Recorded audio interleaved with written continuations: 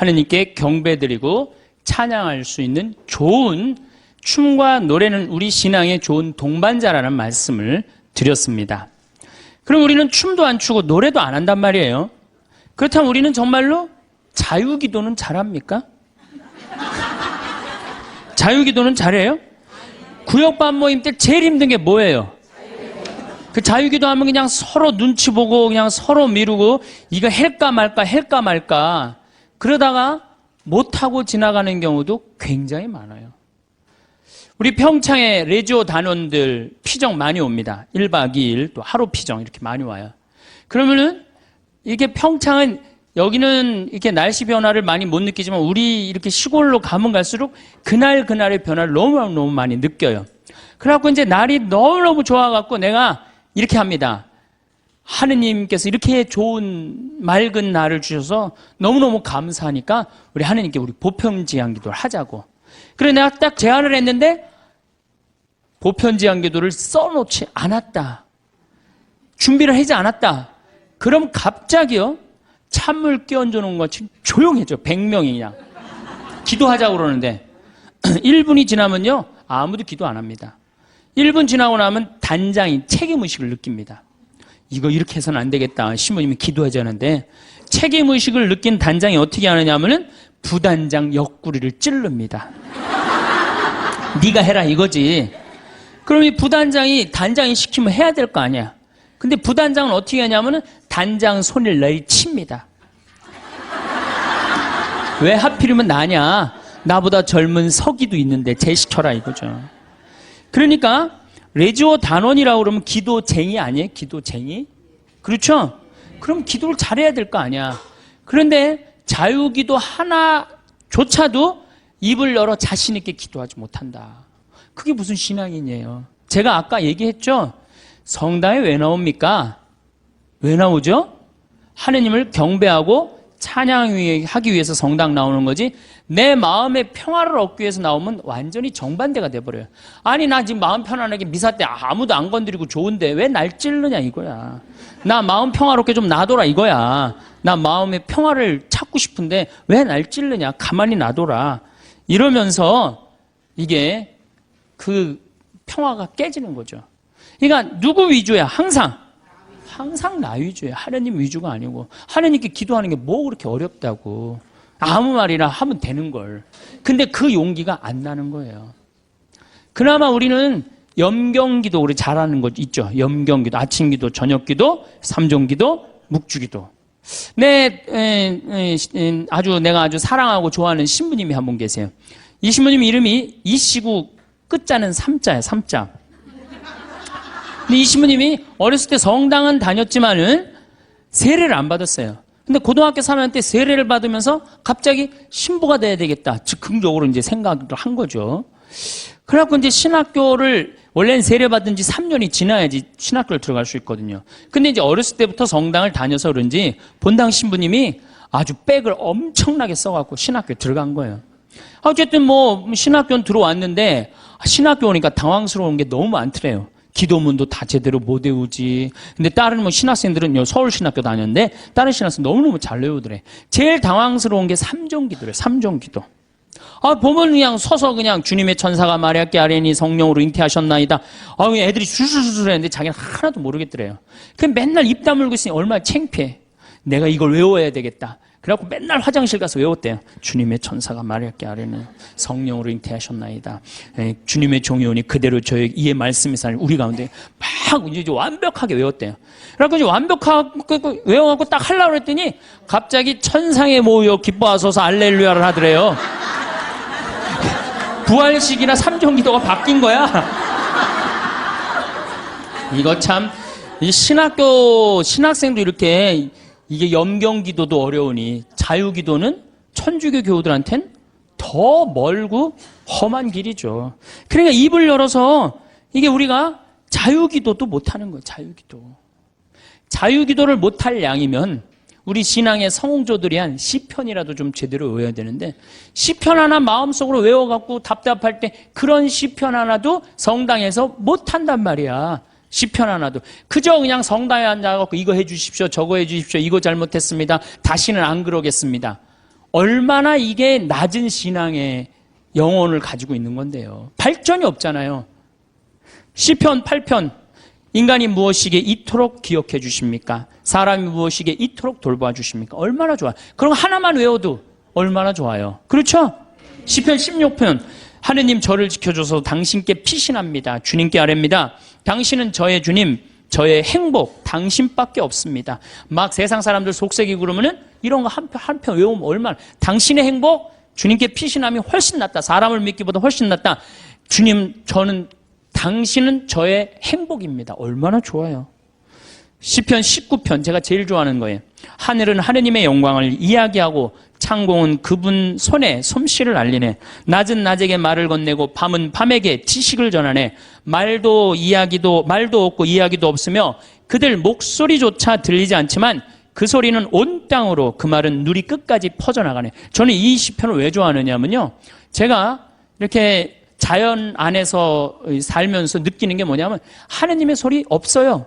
그렇지만 그 기운이 온 누리에 퍼져 있는 걸 느껴요. 아, 이게 하느님의 소리가 비록 소리도 없지만 이 온 세상으로 퍼져가는구나. 낮은 낮에게 말을 전하고 밤은 밤에게 지식을 전하고. 얼마나 좋은 시편이에요. 온 누리에 하느님의 기운이 들어있고 그게 말로 한다고 여러분들 하느님을 느끼는 게 말로 들려요? 그냥 온몸으로 느끼는 거지. 하느님의 존재가. 이 정말로 좋은 시편이에요. 또 아까도 말했지 유명한 시편 정 외울 자신 없으면 이거라도 외워. 주님은 나의 목자 나는 아쉬울 것 없노라. 푸른 풀밭에 나를 쉬게 하시고 잔잔한 물가로 나를 이끄시어 내 영혼에 생기를 돋주시고 바른 길로 나를 끌어주시니 당신 이름 때문이어라. 이런 거 하나. 그러니까 시편을 그러니까 의무로 시편을 하지 말고 그냥 하나씩 이렇게 외워둬요. 그러면 신앙에 굉장한 도움이 돼요. 내가 기도하는데도 도움이 되고. 또 제가 서품 때 한 시편이에요. 주님을 찬송하여라. 좋으신 분이시다. 주님의 사랑은 지금 바뀌었는데 옛날에는 주님의 사랑은 영원하시다. 영원한 사랑 얼마나 좋아요. 지금은 주님의 자애는 영원하시다. 이렇게 말했어요. 공경 속에서 내가 주님께 불렀더니 주님께서 응답하시고 나를 넓은 곳으로 이끄셨네. 주님께서 나를 위하시니 나는 두렵지 않네. 사람이 나에게 무엇을 할까 보냐. 주님은 나를 도우시는 분이시니 나를 미워하는 자들을 나는 내려다보리라. 주님께 피신함이 더 낫네. 사람을 믿기보다. 주님께 피신함이 더 낫네. 제후들을 믿기보다. 주님이 최고란 얘기죠. 주님께서 나를 도우셨네. 주님은 나의 힘. 좋잖아요. 주님은 나의 힘, 나의 굳셈, 나의 구원이 되어주셨네. 당신은 저의 하느님, 당신을 찬송합니다. 저의 하느님, 당신을 높이 기립니다. 주님을 찬송하여라. 좋으신 분이시다. 그의 사랑은 영원하시다. 얼마나 좋아요. 이런 거 한두 개는 외워야 될 거 아니야. 10년, 20년 다녔으면. 10년, 20년 다니고 이런 거 하나 못 외우고 그러고 앉아있으면 그게 무슨 신앙의 깊이가 들어가겠어요. 그리고 지금 여기서 아멘, 아멘 하는데 내가 아마 교회 가서 이거 지금 아까부터 한 강의 지금까지 했으면 아멘이 한 100번은 더 나왔을 거야. 이제 조금씩 나오기 시작하네. 이제 아멘이. 저는 미사 때요, 제일 즐거운 시간이 언제냐면 응송할 때예요. 얼마나 아름다워요. 그 시편이. 구절구절이 딱 마음에 얼마나. 오늘 여러분들 그 시편, 오늘 미사 시편이 뭐냐면 주님께서 당신 소유로 뽑으신 백성은 행복하여라. 행복하여라. 주님을 하느님으로 모시는 민족. 그분께서 당신 소유로 뽑으신 백성, 주님께서는 하늘에서 살피시며 모든 사람을 바라보시도다. 우리의 영혼은 주님을 기다리니 그분은 우리의 도움, 우리의 방패시로다. 주님 안에서 우리 마음이 기뻐하고 그분의 거룩하신 이름을 우리가 신뢰하는도다. 이 매일 드리는 미사가 기적이요, 아름다운 찬미의 시간이야. 근데 우리가 의식을 하고 드려요, 안 하고 드려요? 의식을 안. 그래서 그걸 죽은 전례라고 그러는 거예요. 저는 독서를 읽고 제일 기다려지는 시간이 시편이에요. 그래서 사회자가 그걸 하지만 전 속으로 합니다. 전 2번 정도를 봐요. 너무 소중하니까. 그런 시편을 매일매일 우리는 하고 있단 말이야. 매일매일 소중한 시편을 하고 있는데 시편 시간만 되면 교우들이 지루해 한단 말이야. 이게 언제 끝나나. 그러니까 미사의 의미, 내가 미사가 찬미 드리는 시간이고 찬양 드리는 시간이고 시편의 의미를 깨달으면은 미사 처음부터 끝까지가 마땅하고 옳은 일입니다. 이게 저절로 나온다니까요. 미사 끝나고 나면 정말 나 오늘 하나님께 경배 드렸어. 찬양 드렸어. 성가도 틀려도 제일 크게 부르고 얼마나 좋아요. 그러면 우리가 자유기도도 못해. 그렇다고 시편기도도 잘 못해요. 그럼 묵상기도는 잘해요? 묵상기도. 그래도 제일 잘할 수 있는 것 중에 하나가 묵상기도예요. 천주교 교우들이 나도 이제 기도 좀 마음 잡고 한번 해봐야 되겠다. 그래서 성당에 가갖고 이제 마음 잡고 딱 조용한 깜깜한 데서 딱 앉아갖고 기도를 하기 시작했어. 주님, 오늘 아침부터 내가 잘못한 게, 우리는 무조건 잘못한 것부터 시작하죠. 하느님께 감사하고 찬양하고 그 다음에 잘못한 걸 생각해야 되는데, 우리는 성당에 앉자마자부터 뭐해? 아침부터 내가 누구 마음 상처 준 건 없나 이런 거 생각하고, 그러니까 찬양이 자꾸 밀리는 거야. 제일 먼저 기도는 뭐부터 해야 돼? 찬양부터 해. 하느님 아버지, 오늘 밥 세끼 먹게 해주셔서 감사합니다. 내가 당신 은총 속에서 살게 해주셔서 감사합니다. 이렇게 감사한데 내가 당신의 은혜 속에서 살면서도 그 은혜에 보답하지 못하는 부분들이 있습니다. 이렇게 해야 되는데 우린 무조건 내 잘못부터 일단 생각을 하는 거예요. 어쨌든 그리고 이제 성당에 앉아갖고 다 묵상 기도를 무지하게 오래 했어. 하느님 생각도 좀 들어보고 내 얘기도 해보고. 그래갖고 그냥 무지하게 오래 했다고 생각하고 시계를 딱 봤는데 나는 1시간 했다고 생각했는데 시계 보니까 몇 분 지나? 10분도 안 지나는 경우가 허다해요. 그렇죠? 그래야 그냥 1시간 기도하라면 1시간 기도를 어떻게 해야 되는지 모르는 경우들도 많아. 그러니까 묵상을 들어갈 수가 없는 거야. 불교에서는 선하잖아요. 이게 불교뿐만 아니라 모든 종교가 뭐예요? 숨 쉬는 게 가장 중요해요. 숨 쉬는 게. 우리가 기도할 때 숨을 잘 쉬면서 기도해야 되거든요. 하느님이 인간을 창조하시고 뭐를 불어넣으셨다고 그래요? 숨을 불어넣었다. 그러니까 내가 숨 쉬는 걸 숨이 들어오자마자부터 내가 쉬기 생명이 이게 뛰기 시작한 거란 말이야. 그러니까 내가 지금 숨 쉬는 거는 하느님의 생명을 쉬는 거예요. 그러니까 숨을 잘 쉬어야 돼요. 더욱이 신앙인들이라면 1년 세례받은 지 1년 지난 사람의 숨하고 10년 지난 사람의 숨하고는 틀려야 돼요.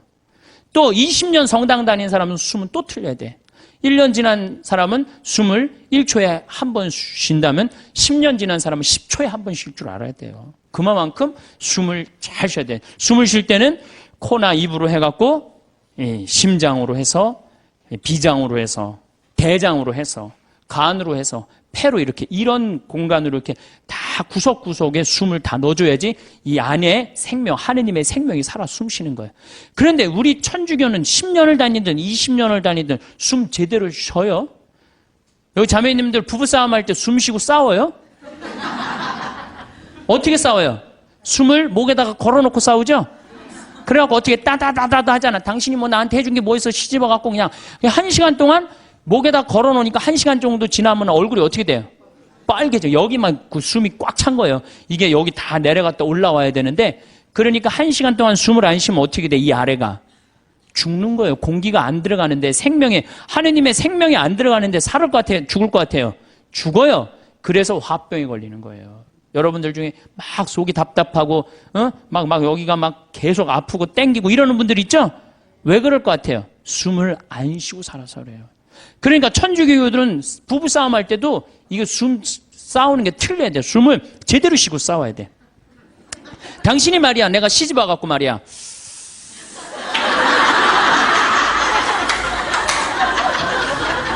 해준 게 뭐가 있어? 외식을 한번 시켜줬어? 여행을 한번 시켜줬어? 이 정도는 돼야지 도인이라고 그러는 거예요. 근데 우리는 10년, 20년 성당 다니면 뭐해? 싸울 땐 목에다가 숨 걸어놓고 그냥 막 해대고 따다다다다다 하는데, 이 세상은 넓은 수도원이에요. 여러분들은 돛 닦는 거예요. 저나 여러분들은 돛 닦는 거예요. 그래서 정말 하느님 20년, 30년 믿었으면은, 그 정도 믿으면 완전히 이제 하느님과 하나가 돼갖고 숨도 정말로 잘 쉬어야죠. 그래서 옛날에 스님들은 산속에 짐승들 많아도 삶 속에 들어가도 하나도 안 위험했대요. 왜냐하면 정말로 도가 깊은 스님들은 1분에 한 번 숨 쉬었다는 거. 천천히. 그래서 내가 몸이 안 좋은데 이 숨을 느껴야 돼요. 내가 이렇게, 저는 우리 교우들한테 이 기도를 평창에서 가르쳐 주는데 천천히 쉬면요 다 느껴져요. 간에, 위에, 폐에 정말로 생명이, 하느님의 숨, 하느님의 생명이 다 공급되는구나. 그런 걸 다 느껴요. 그러니까 스님들은 산에서 내가 오늘 밤에 참선을 해야 되겠다. 돌에서 탁 소하면 1분에 한 번씩 숨 쉬는 거야. 그럼 짐승들이 스님을 공격하다가 같이 숨을 맞추는 거야. 1분에 한 번씩 자기도 쉬는 거야. 새벽에 깨보면 다 죽어 있는 거야. 얘네들이 숨을 제대로 못 쉬어갖고. 그러니까 옛날에 스님들은 아무리 깊은 산 속에서도 위험하지가 않았다는 거예요. 그게 도로 가는 길이에요. 근데 우리는 뭐야? 우리는 춤도 안 춰, 노래도 안 해, 자유기도도 할 줄 몰라, 시편도 외울 줄 몰라, 그렇다고 묵상기도도 할 줄 몰라. 아니 성당에서 맨날 기도와 열심히 하라고 그러는데 도대체 어떻게 해야 되는 거야? 기도하는 방법을 알려줘야 될 거 아니야. 아니 고기 잡으려면 고기 잡는 법을 알려줘야 될 거 아니야. 생전 기도하는 법을 안 가르쳐줘요. 그리고 맨날 기도하라고 그래. 뭘 하라고 그러는지 몰라도 그냥 맨날 기도하시오 기도하시오. 어떻게 해라는 거야? 첫 번째 조건은 숨 쉬는 거예요. 모든 종교가 깊은 묵상, 명상으로 들어가기에 첫 번째 조건이 뭐예요? 숨을 쉬는 거예요. 그래서 여기 가장 쉬운 건 천천히 들이쉬고 참았다가 천천히 내뱉는 거예요.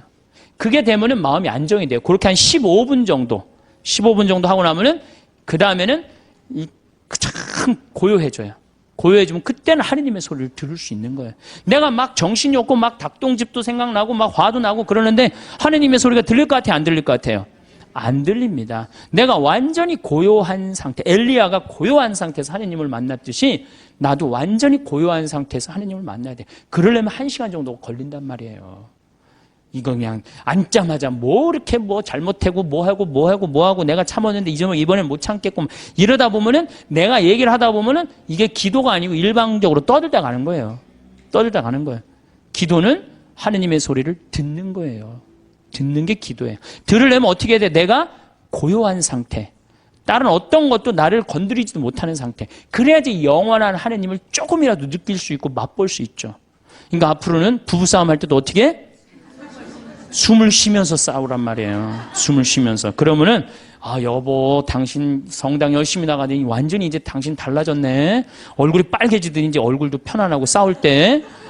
그리고 이거 당신 1시간 10분이면 다 쏟아낼 얘기를 1시간에 천천히 하니까 나도 마음이 그래 내가 잘못한 것 같아. 이러지. 이건 말할 시간도 없이 그냥 다다다다다다 해대면은 성당 단위나 많아져. 그렇죠?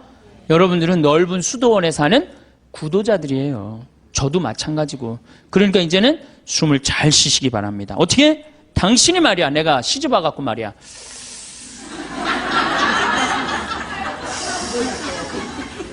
해준 게 뭐가 있어? 이러면은요, 부부싸움 100번 할 거요, 2번도 안 합니다. 자식한테 100번 싸울 거, 1번도 안 싸우게 돼요.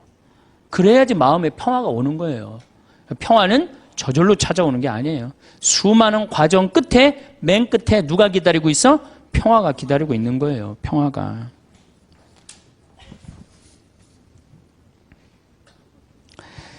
자, 이제 춤도 안 춰, 노래도 안 불러, 자유기도도 할 줄 몰라, 하느님을 향한 인간의 마음을 표현하는 시편도 하나도 외울 줄 몰라, 묵상기도도 할 줄 몰라. 이렇게 하면서 하느님을 믿고 신앙생활을 한다고 말하는 사람은 깜깜한 밤에 등불 없이 가는 거하고 똑같은 거예요. 우리 신앙의 인도자 등불은 누구야? 춤과 노래와 시야. 그러니까 여러분들 그걸 충분히 이용하세요. 물론 성서도 있고 성사도 있고 우리 천주교는 좋은 게 너무너무 많아요. 정말 굉장히 풍요로운 종교예요. 그런데 거기에 맞춰서 이게 성사와 성서가 살아 숨쉬려면 누구의 도움이 필요해? 춤과 예술이 필요하다는 얘기. 한마디로 쉽게 얘기하면은. 그래서 교회에서는 예술가들을 무시하면 안 돼요. 그림 그리는 사람, 춤추는 사람, 노래하는 사람, 시 쓰는 사람들 귀하게 여겨야 돼요. 그걸 귀하게 여기는 공동체만이 영적으로 드러높일 수가 있는 거예요. 자, 이제 그렇다면 남은 건 그림이야, 그림. 근데 이 천주교가 그나마 버티는 게 뭐 때문에 버텨? 그림 때문에 버티는 거, 그림 때문에. 제가 입고 있는 이 복장, 이게 뭐예요? 그림이야, 그림. 여러분들 신부님이 수단 입고 있는 거, 제의 입고 있는 거, 그림이에요, 그림 아니에요. 다 그림이에요. 사람이 시각적으로요, 그렇게 거룩해 보이는 건 굉장히 도움을 많이 받는 거예요. 특히 수녀님들, 수녀님 복장 입고 있는 거 그림 중에 제일 이쁜 그림이에요. 천주교 그림 중에. 그래서 수녀님들이 얼마나 그 그림 효과가 좋으냐면 신부가 아무리 로망칼라 차고 지나가도요 다 이거 보자 그래요. 그 검문할 때 신부는 소용없어 로망칼라. 근데 수녀님만 딱 옆에 타시면 프리패스예요. 수녀님은 그림 중에 최고 그림이에요. 그런 게 다 그림이야. 신앙에 도움이 되는. 또 우리는 스테인드 글라스도 있고 그렇죠? 스테인드 글라스도 있고. 천주교가 그나마 그림 때문에 이게 영적인 거룩한 그 느낌을 많이 가질 수가 있는 거예요. 성당도 영적으로 그림, 예술적으로 얼마만큼 잘 짓느냐에 따라서 우리들이 그 알게 모르게 신앙에 도움이 굉장히 많은 거예요. 강당 들어가는 거하고 성당 들어가는 거 느낌이 어때요, 여러분들? 틀리죠? 그게 다 뭐 때문에 그래? 그림 때문에 그런 거예요. 그림 때문에. 그림은 굉장히 중요한 거예요. 제가 이콘을 좀 오늘 조금 설명을 드릴 건데, 이 이콘 보면은 이거는 메나스라는 이 수도원 6세기 때 이콘이에요. 잘 안 보이시죠? 이건 예수님인데 보시면은 예수님은 성소를 갖고 있고 이 수도원은 서약서를 갖고 있는데 이 그림에 보면 이 눈이 어때요, 여러분들? 제정신인 눈 같아? 제정신이 아닌 눈 같아요? 약간 막간 눈 같지 않아요? 저는 이 그림 참 좋아합니다. 왜냐하면 우리가 하느님을 믿는 사람들, 하늘로 향하는 사람들은 눈이 어때야 돼? 약간 맛이 가야 돼요. 우리는 어디를 향해야 돼? 하늘로 향하려면 눈을 약간 들어 올려야지. 그래야 맛이 가야 돼요. 신학교에서 보면은 그런 애들이 있어요. 그래서 걔네들 별명이 뭐냐? 쌍뚜스라, 쌍뚜스. 걔네들은 눈을 이렇게 들고 다녀요. 하느님을 계속 생각하느냐고. 그런데 만약에 내 눈이 판교의 땅을 사면 뛸까? 동탄의 땅을 사면 뛸까? 이렇게 세상적인 눈을 반짝반짝하고 그러면서도 하느님을 믿는다면 아니죠. 우리는 이미 어디를 향하는 사람들이야? 하늘을 향하는 사람이야. 정말로 먼 데를 보는 눈이어야 돼요. 그래서 눈이 이렇게 맛이 간 거예요. 굉장히 좋은 의미가 있는 거예요. 또 예수님이 이 수도원 원장 어깨에 어떻게 손을 얹고 있죠. 이게 뭐냐 하면은 친구야, 친구. 여러분들 친한 친구끼리 어떻게 하지? 어깨동무하죠? 예수님 우리 어깨동무. 이게 루브르 박물관에 있는 이콘이에요. 어깨, 나의 친구가 되어주시는 예수님. 얼마나 좋아요. 이 그림만 보고 있어도 그냥 마음이 편안해진단 말이야. 이런 그림이 집에 걸려 있어야지. 근데 내가 가정방문 가면 이런 성화 하나도 안 걸려 있고 어떤 집은 맥주 회사에 그 여자가 막 쫙 이렇게 막 이러는 거 그냥 그런 거 걸려 있어. 그 집이 거룩할 것 같아, 안 거룩할 것 같아요? 내가 신앙생활할 때 우리 가정을 어떻게 꾸미느냐? 그것도 굉장히 중요한 거예요. 그래서 여러분들 이런 이콘 사셔서 좀 걸어놓으세요. 제발. 그 집안을 거룩하게 꾸미는 것도 그것도 그림이에요. 그림. 초도 좋은 것도 사놓고 성모님도 이쁜 성모님 사놓고 거기도 초 켜놓고 이콘도 이게 집에 이 정도 집에 벽에 걸어놔도 돼. 요즘 다 집들이 크더라고. 가정방문 다녀보니까. 얼마나 좋아요. 요거는 돌아온 탕자. 잘 안 보이시죠? 네, 평창에 오세요. 네, 평창에 오면은 이걸 놓고 기도하니까. 이거는 돌아온 탕자예요. 이건 람브란트라는 분의 이건 상테페테르부르크의 카잔 성당에 있는 이콘이에요. 여러분들 이 탕자, 예수님이 탕자 얘기를 했지만 저는 이 탕자가 참 나쁜 놈이라고 생각해요. 아버지가 살아있는데 재산 달라고 그랬잖아요. 그렇죠? 보통 재산은 언제 우리가 달라고 그러죠? 돌아가실 때 달라고 그랬는데 살아있을 때 달라고 그래. 살아있을 때 달라고 그러고 어떻게? 이걸 갖고 나가서 흥청망청 썼어요. 그리고 돌아올 때 왜 이 아들이 돌아와요? 배가 고파서 돌아옵니다. 뭐라 그래? 아버지 집에 먹을 거 많은데. 그리고 돌아오는 거예요. 그런데 이 아버지는 그런 아들이 돌아온 것 자체만 해도 좋아요, 안 좋아요? 좋았던 거예요. 그래서 맨발로 쫓아나와갖고 아들을 끌어안는데 이 아버지가 지금 장님이에요. 눈을 감고 있어요. 어떻게? 네가 무슨 죄를 져도 돌아만 온다면 내가 너를 받아주마. 그리고 끌어안아. 눈 감아주마. 얼마나 좋은 그림이에요. 그 다음에 손은 한 손은 엄마 손, 한 손은 아빠 손이야. 아버지의 강인함으로, 어머니의 따뜻함으로 이젠 다시는 너를 세상 밖 죄악으로 난 너를 내보내지 않겠다. 딱 끌어안아주는 거예요. 얼마나 이 품에 안겼을 때 얼마나 좋겠어요. 우리도 정말 세상 막 돌아다니다가 아버지 생각나고 돌아오면 아버지가 어떻게 해? 언제든지 이렇게 안아주시고 끌어안아 주신단 말이야. 이 띠를 뚫어서 죄 진 사람들, 다리는 신발 다 떨어져 갖고, 그런데도 이 아들을 받아들인단 말이야. 그랬더니 큰 아들이 막 화를 내고 어두움 속에서 있어. 여러분들 마음 안에 미움, 질투, 시기가 있다면은 여러분은 항상 어디 속에서 살 것 같아요? 어둠 속, 기쁨으로 나올 수가 없어요. 기쁨으로 나올 수가 없어요. 그러니까 우리가 살아가면서 항상 기쁘게 살아야 돼.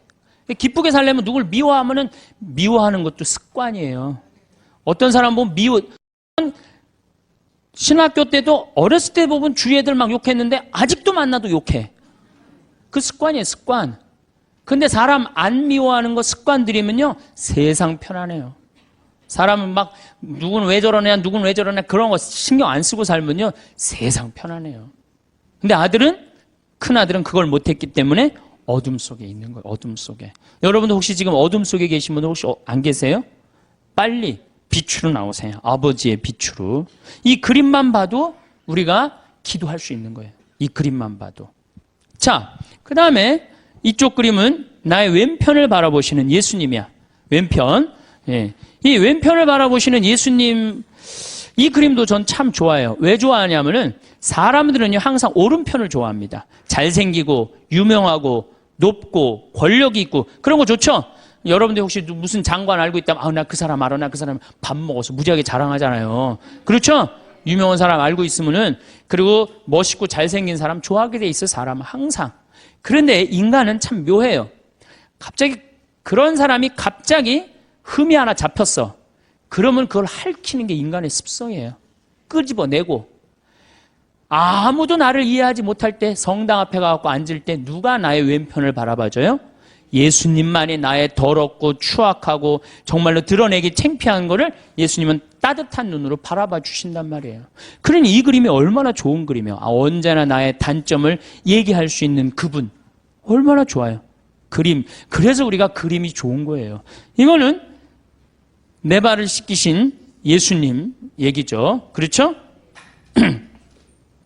예수님이고 베드로예요. 그런데 여러분들 발을 씻긴다. 뭐 우리가 전례적으로도 발 몇 번 씻겨보고 그랬죠? 그런 경험 있죠? 이스라엘에서 발을 씻긴다. 이건 종이 최고 밑으로 내려간 거예요. 얼마나 그 척박한 땅에 먼지가 얼마나 많아요.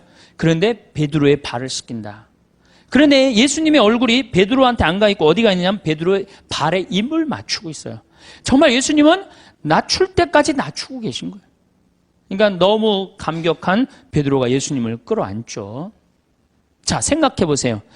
내 친구가 돼서 어깨 동무를 해주고 내가 잘못할 때 돌아오면은 끌어안아주고 눈 감아주고 나의 왼편을 바라봐 주시고 내 발을 씻겨주신 예수님.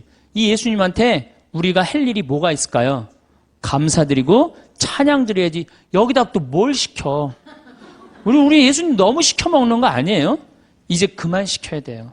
여기 이제 예수님은 마지막에는 우리 인간을 위해서 어떻게 하셨어? 십자가에 당신의 목숨을 바치셨어요. 이 예수님께 우리가 경배드리지 않는다면, 우리가 이 예수님께 감사드리지 않는다면, 우리가 이 예수님께 찬양드리지 않는다면 우리가 무슨 신앙인이에요. 우리들은 성당에 나오는 이유가 마음의 평화를 얻기 위해서 나오는 거 아니에요. 이 받은 은혜가 너무 많은 예수님께 감사드리고 찬양드리기 위해서 나온 거예요. 그래서 우리가 앞으로 할 수 있는 말 중에 가장 많은 말은 뭐야? 감사합니다. 찬양합니다. 경배합니다. 당신의 은총 너무너무 감사합니다. 그러다가 정 필요한 게 있으면은 그렇게 하다가 끝에 내가 요즘 우리 아들이 요새 고등학교 3학년이라 시험을 보는데 우리 아들 마음을 좀 차분하게 해주십시오, 주님. 시험 잘 보게 해달라는 것도 그것도 기복이죠. 시험 잘 본 거 지가 노력해야지 잘 보지 예수님이. 그래서 제가 가끔 성령 세미나 때 여기 앞에 앉아있는 분들한테 여러분들 여기 왜 나왔냐고 제가 물어봐요. 병 고치려고 나왔대요. 병 고치려면 산에 가야지 왜 성당에 와. 그러면 예수님이 눈 아플 때 눈 고쳐주고 배 아플 때 배 고쳐주고 다리 아플 때 다리 고쳐주고 아플 때마다 고쳐줘요? 아니죠? 예수님은 아플 때마다 고쳐주는 분이 아니에요. 건강은 내가 챙기는 거지 하느님이. 물론 은총으로 인간의 한계를 어쩔 수 없을 때 예수님이 은총을 주셔서 고쳐주실 때 있어요. 많아요. 그런 경우. 그런 게 참 많습니다. 저 그런 경우 많이 봤고 다음 시간에 내가 그런 예만 또 이제 들을 거예요. 그런 예만 들을 건데 참 많아요. 그런데 그게 계속 이어져. 그 사람은 신앙인은 아니에요. 그 사람은 신앙인일 수가 없어요. 진정한 신앙인은 그런 거조차도 하나님께 간구하지 않는 거예요. 알아서 해달라고. 당신이 알아서 해달라고. 예. 예수님이 마지막 골고타 언당에서 뭐라고 그러셨어요? 아버지 이 쓴 잔을 저에게서 거두어 주소서. 그러나 제 뜻대로 마시고 아버지 뜻대로 하소서. 근데 우리는 항상 하느님 뜻은 생각하지 않고 하느님의 뜻을 실천하려고 덤벼드는 게 아니고 하느님이 누구 뜻을 실천해야 돼? 내 뜻을 실천해야 돼. 성당에 왜 나왔다고요? 마음의 평화를 얻기 위해서? 아닙니다. 성당에는 하느님께 경배드리기 위해서, 하느님께 찬양드리기 위해서 나온 거예요. 그리고 그 다음은 내 영혼이 구원받기 위해서 나오는 거예요. 내 영혼이. 그 얘기는 내가 다음 시간에 여러분들한테 또 할 거예요. 내 영혼이 구원받기. 그림이라는 게요, 우리 신앙에 굉장한 도움을 줍니다. 제가 능평성당이라고 경기도 광주에 있는 성당인데 거기에 참 재미난 일이 있었어요. 그 능평성당에 그 관할 안에 미술관이 하나 있었어요. 미술관이 하나 있어갖고 초청장이 왔어요.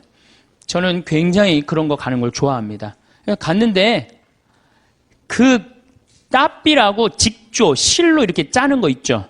그게 딱 하나 걸려 있는데 가시 그게 걸려 있는데 내 가슴이 막 두근두근 뛰는 거예요. 막 벌렁벌렁 거리고.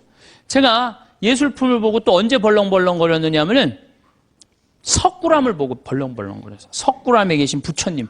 정말로 기가 막힌 작품이에요. 그 1500년 작품이지만은 가슴이 막 벌렁벌렁 뛰는 거예요. 그 석가모니의 그 부처님의 그 인자한 눈, 편안한 몸, 정말 우리나라 사람들 대단한 정말 예술을 갖고 있는 거예요.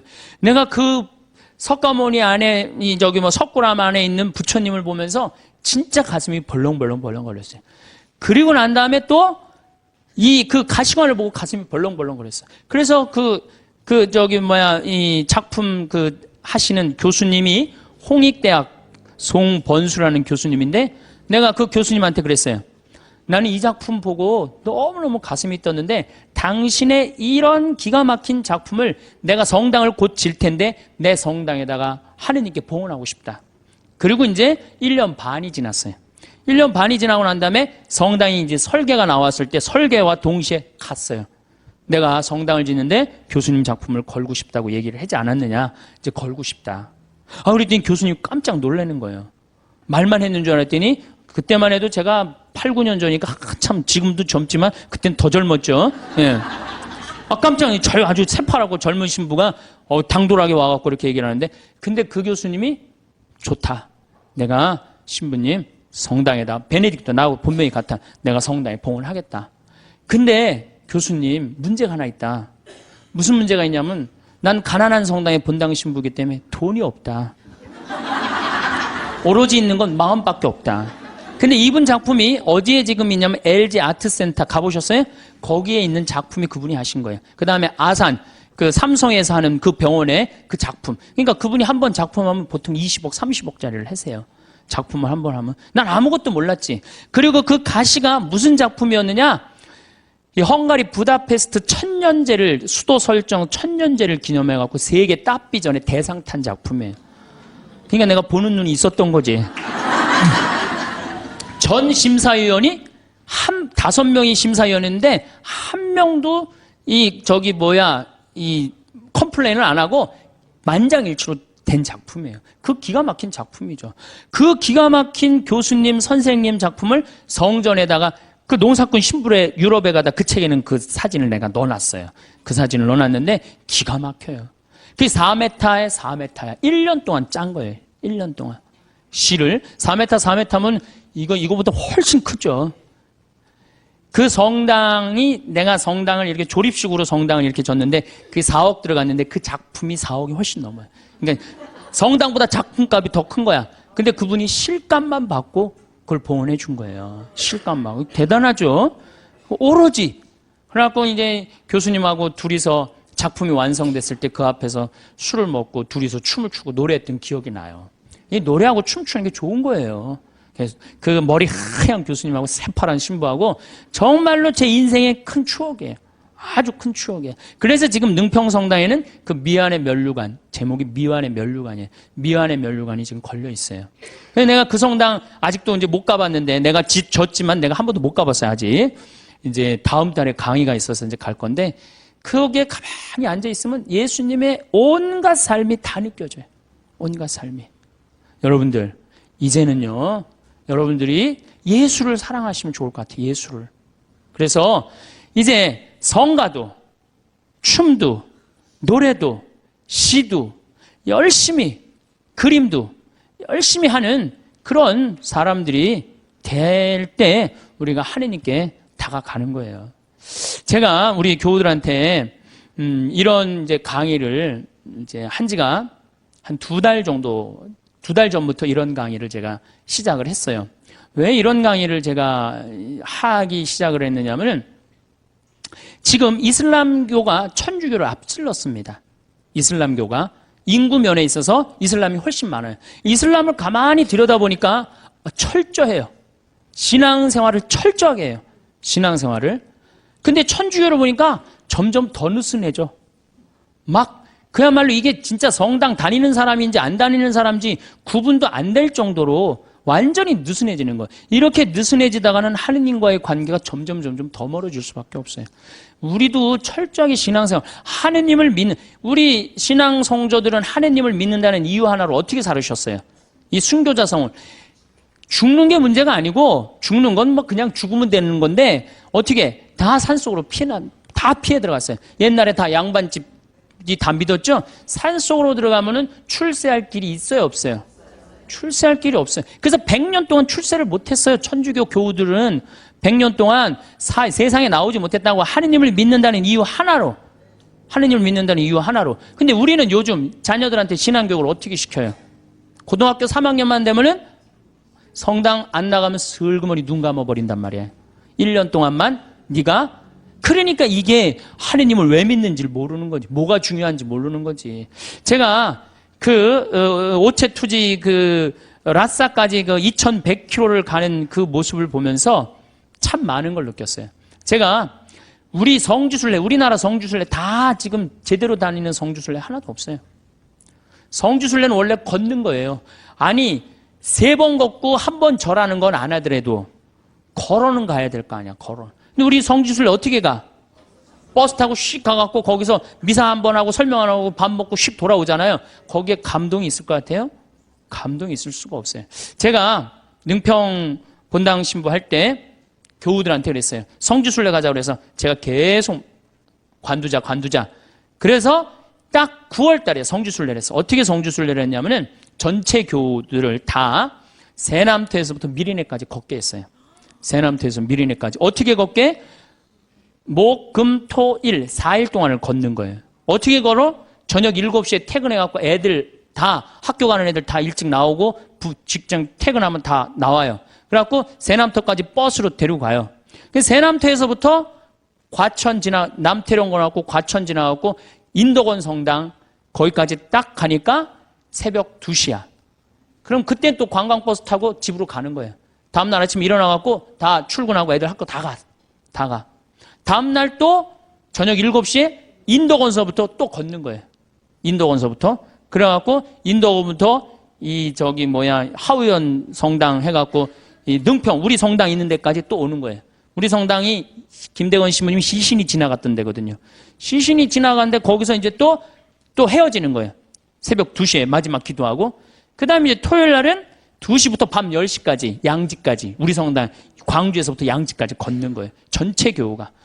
그리고 이제 주일날은 이제 전체 교우들 하루에 300명, 400명씩 걸었으니까 우리 교우가 2,000명밖에 안 됐거든요. 그냥 다 걸은 거지 교우들은. 그래갖고 이제 마지막 날은 양지에서부터 삼도고개 넘어가고 미리네 이제 김대원 신부님 무덤 앞에 가갖고 무릎을 꿇고 다 신부님 앞에서 조배를 하는데 다 우는 거예요. 교우들이. 그게 성주순례라는 거예요. 그게. 우리 너무 쉽게 신앙생활해요, 요즘. 그냥 거저하는 거 거저. 그러니까 쉽게 신앙생활하니까 하느님을 깊게 느끼지도 못하고 쉽게 떠나고. 그래서 여러분들 이제는 신앙생활에 본질을 우리가 잡아야 돼요. 그건 너무너무 쉬워요. 천주교 요리문답 1조만 생각하면 돼. 사람이 무엇을 위하여 낳느냐? 천주를 알아 공경하고 자기의 구원을 위하여 낳느니라. 그래서 이제 천주님을 공경하는 데는 우리가 뭘 해야 돼? 찬양, 성가 부르고 춤춰드리고. 춤은 밤 10시에 성당 가서 이제 다 문 걸어 잠고 추세요. 예? 밤 10시에. 예. 그리고 성가도 그래요. 저는 성가를 혼자서 성당에서 1시간씩 부르는 걸 참 좋아해요. 그냥 내가 아는 노래 그냥 다 부르는 거예요. 성당에서. 뭐 요즘은 뭐 성당에 교우들이 많이 와갖고 잘 부르지는 못하지만은 그래도 옛날에는 성가 1시간, 2시간 부르고 나면 그렇게 행복해요. 그러니까 여러분들도 그렇게 성가 부르세요. 그리고 집에서도 불러 좀. 제발. 그래야만이 내가 신앙이 뜨거워지는 거예요. 그럼 막 성가 부르는데 막 밤 9시, 막 9시 반 막 너무 뜨거워. 그럼 바로 그 뜨거운 마음을 성당에 가갖고 제일 예쁜 옷을 입고 가갖고 딱 춤추고 딱 들어오란 말이야. 그러면은 하느님과의 관계가 제대로 형성이 되는 거예요. 그리고 여러분들 시편 기도 좀 하고 아침에 일어나고 하나 그 시편 다 처음부터 끝까지 읽지 마시고 하나만 펴도 좋은 내용이 너무너무 많아요. 그냥 내 마음을 그대로 표현하는 시편들이 천재야. 150편까지 여러분들 보십시오. 아주 기가 막힙니다. 그러니까 시편 하나씩 읽고 얼마나 좋아요. 또 저녁에 주무실 때 어떻게 숨을 천천히 2번 들이쉬고 4번 내뱉고 다음에 4번 들이쉬고 8번 내뱉고 천천히 나눠서 그러니까 숨 한 번 쉴 때 1분 내지 2분 정도 천천히 그러면 내 마음이 온전히 고요해진단 말이에요. 그럴 때 마지막에 촛불 켜놓고 기도하고 주무신다면 여러분들이 정말 얼마나 행복하겠어요. 하느님과의 만남도 친숙해지고 그거 너무너무 쉽죠. 그 다음에 그림 이제 집에 가서 맥주 그 사진은 다 떼어버리고 이콘 이거 좀 비쌀 거예요. 뭐 한 2만 원, 3만 원 정도 될 거예요. 비싸지도 않지 사실은. 2만 원, 3만 원 하면은 그거 사다가 아이 방에도 하나 걸어주고 그 다음에 어디야 집에도 거실에도 하나 걸고 이렇게 여러분들이 집안을 거룩하게 가꾸고 신앙의 분위기로 완전히 돌려놓을 때 여러분들은 정말로 신앙인다운 예수님 보시기 이쁜 그런 신앙인이 될 수 있습니다. 어디론가 발걸음을 옮길 때가 있습니다. 늘 다니던 길이라 익숙하기도 하고 때로는 마음이 이끌려 낯선 길로 향하기도 합니다. 내 발소리를 내가 들으며 걷는 그 시간은 특별합니다. 우리의 발은 목적지를 향해 정직하게 나아갑니다. 그 길이 북적이는 시장을 향하는 길일 수도 있고 사랑하는 자녀의 집을 향하는 설레는 길일 수도 있습니다. 혹은 복잡한 마음의 짐을 잠시 내려놓기 위해 고요한 장소로 향하는 발걸음일 수도 있습니다. 그 걸음걸음마다 우리는 세상과 잠시 작별합니다. 그 고요한 장소에 들어서면 세상의 소음이 한순간에 멀어지는 듯합니다. 공기의 냄새마저 다른 것 같습니다. 의자에 가만히 앉아 무거운 외투를 벗듯 마음의 짐을 내려놓고 눈을 감아봅니다. 무엇을 위해 이곳까지 왔을까? 무엇을 그토록 찾아 헤매었을까? 스스로에게 물어봅니다. 많은 이들이 무언가를 얻기 위해 이곳을 찾습니다. 밤새 끙끙 앓았던 무릎에 통증이 낫기를, 멀리 사는 자식의 앞날이 평탄하기를, 마음속 깊이 자리한 근심과 외로움을 거두어 가십사 하고 말입니다. 물론 간절한 마음에서 우러나온 소중하고 애틋한 바람들입니다. 하지만 우리가 이곳을 찾는 이유가 단지 그것뿐일까? 다시 한번 생각해 봅니다. 어떤 집에 초대를 받았을 때 주인과 인사는 나누는 둥 마는 둥 하고 음식만 탐하는 손님이 있다고 상상해 봅니다. 참으로 무례한 일일 것입니다. 어린아이가 부모에게 때를 쓰듯 무언가를 달라고 조르기만 한다면 그 관계는 온전하다고 할 수 없을 것입니다. 부모의 사랑은 아이의 요구를 들어주는 것에만 있지 않습니다. 그저 아이의 존재 자체로 기쁘고 아이와 함께 있는 시간 자체가 행복인 것입니다. 우리가 신을 찾는 마음도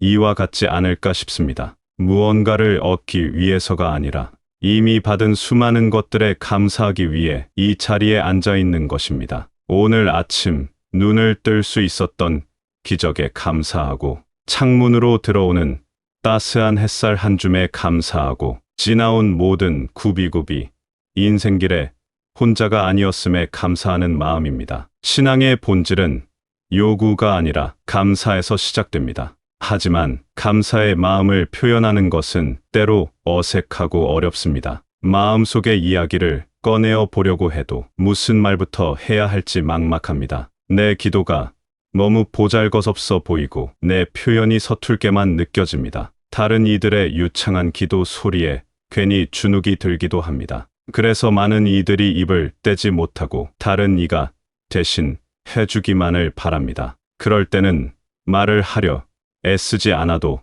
괜찮습니다. 신은 우리의 서툰 말 너머의 마음을 보십니다. 가장 깊은 기도는 말이 아니라 침묵 속에 있기 때문입니다. 그 침묵 속으로 들어가기 위한 가장 좋은 길이 있습니다. 바로 우리 안에 늘 흐르고 있는 숨입니다. 가만히 숨을 느껴봅니다. 태어나는 순간 우리는 첫 숨을 힘차게 터뜨리며 세상에 왔습니다. 그리고 삶의 마지막 순간 우리는 마지막 숨을 고요히 거두며 왔던 곳으로 돌아갈 것입니다. 삶은 이 첫 숨과 마지막 숨 사이에 있는 잠시 동안의 귀한 여정입니다. 숨은 곧 생명 그 자체이며 신이 우리에게 주신 가장 첫 번째 선물입니다. 우리가 의식하지 못하는 순간에도 이 생명의 숨은 우리 안에서 단 한 번도 쉬지 않고 움직였습니다. 이제 그 숨을 귀한 손님처럼 의식해 봅니다. 코로 숨을 깊고 아주 천천히 들이마십니다. 서늘하고 신선한 공기가 코끝을 스치고 목을 지나 가슴 깊은 곳까지 들어옵니다. 온몸 구석구석 마디마디마다 생명력이 채워지는 것을 상상합니다. 그리고 잠시 숨을 멈춥니다.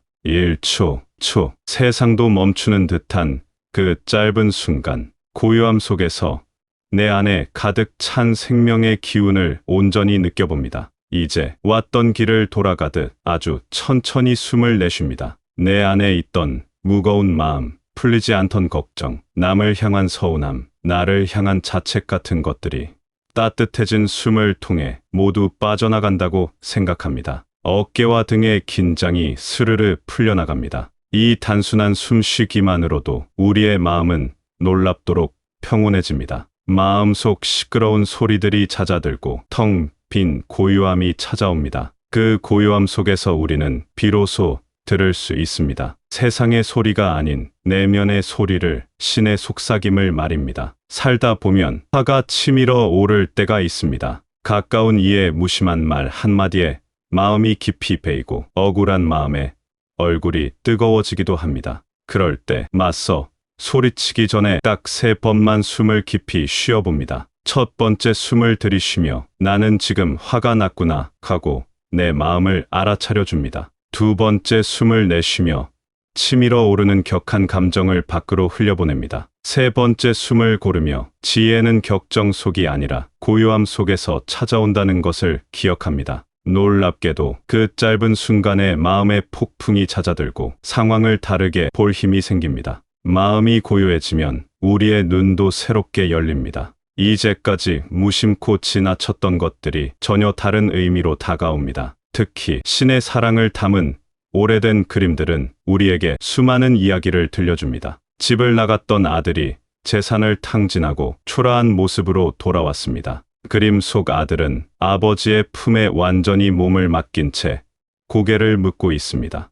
아버지는 그런 아들을 보자마자 달려가 끌어안습니다. 아버지의 눈은 감겨 있습니다. 아들의 더럽고 남루한 모습을 보지 않겠다는 의미입니다. 그의 과거와 행적을 묻거나 따지지 않겠다는 뜻입니다. 어떤 모습으로 돌아왔든 너는 내 아들이라는 무조건적인 사랑의 표현입니다. 아버지의 한 손은 아들의 어깨를 강하게 붙들고 있고 다른 한 손은 부드럽게 감싸고 있습니다. 이는 아버지의 강인한 사랑과 어머니의 따뜻한 사랑, 그 모든 사랑으로 너를 받아들인다는 뜻입니다. 우리는 모두 이 그림 속 탕자와 같습니다. 세상에서 상처받고 지쳐 돌아왔을 때 신은 우리의 모습을 따지지 않고 그저 말없이 안아주십니다. 또 다른 그림 속에서는 주인이 제자의 발을 씻기고 있습니다. 세상에서 가장 높은 이가 가장 낮은 자세로 무릎을 꿇었습니다. 제자의 거칠고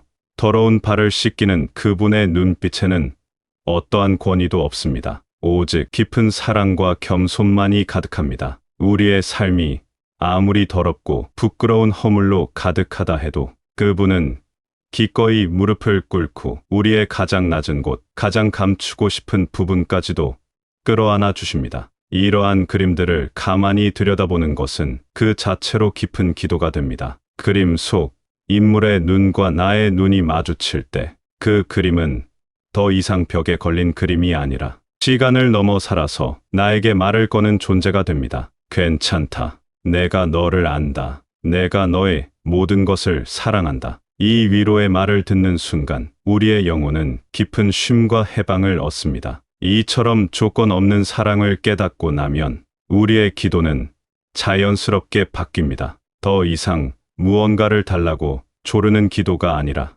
모든 것에 감사하는 찬양으로 변합니다. 몸이 아픈 것조차도 그 아픔을 통해 삶의 소중함과 건강했던 날들의 감사함을 깨닫게 하시려는 뜻으로 받아들이게 됩니다. 외로움의 시간조차도 세상의 소리에서 벗어나 신과 더 깊이 만날 수 있도록 허락된 귀한 시간으로 여기게 됩니다. 삶의 모든 순간이 은총임을 깨닫는 것이 바로 믿음의 완성입니다. 우리의 선조들은 신앙을 지키기 위해 목숨까지 바쳤습니다. 그분들에게 신앙은 삶의 장식품이 아니라 삶 그 자체였고 죽음보다 강한 희망이었습니다. 오늘날 우리는 너무나 편안하게 신앙생활을 하고 있지는 않은지 돌아봅니다. 힘들여 걷지 않고 편안한 버스를 타고 창밖으로만 보는 성지순례에서 큰 감동을 느끼기 어려운 것처럼 우리의 신앙도 안락함 속에 잠들어 있을 수 있습니다. 삶이라는 순례의 길은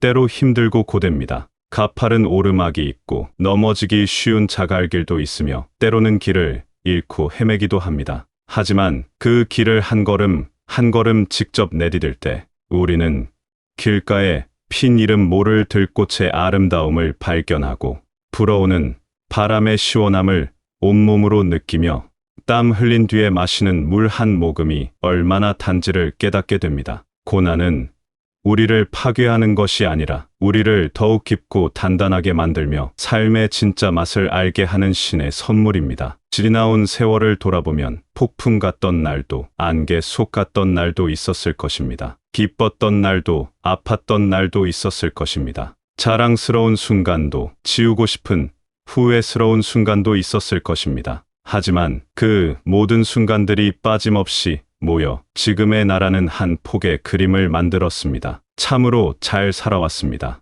온 힘을 다해 애쓰며 살아왔습니다. 그 모든 길 위에 신의 발자국이 함께 찍혀 있었습니다. 우리의 삶은 완벽하지 않습니다. 몸은 예전 같지 않고 마음에 그늘이 질 때도 있습니다. 괜찮습니다. 그것이 살아있다는 증거이며 자연스러운 모습입니다. 깨진 그릇은 더 이상 쓸모없는 것이 아니라 그 깨진 틈으로 빛이 들어올 수 있는 유일한 통로가 되기도 합니다. 우리의 아픔과 상처는 우리를 더 깊이 이해하고 남을 더 따뜻하게 보듬을 수 있는 창이 되어줍니다. 수많은 비바람을 견뎌낸 늙은 나무의 모습이 아름다운 것은 그 상처와 옹이마저 세월에 안고 있기 때문입니다. 그러니 스스로를 너무 다그치지 마십시오. 지난 날을 후회하며 참 못 이루지도 마십시오. 지금 이 순간 편안히 숨 쉬고 있음에 감사하십시오. 따뜻한 밥 한 끼를 먹을 수 있음에 감사하십시오. 창밖의 풍경을 바라볼 수 있는 눈이 있음에 감사하십시오. 당신의 존재 자체가 이미 더 없는 기적이고 값을 매길 수 없는 축복입니다. 수고 많으셨습니다. 당신의 삶은 그 모든 주름과 이야기들을 품고 있기에 그 자체로 충분히 아름답고 거룩합니다.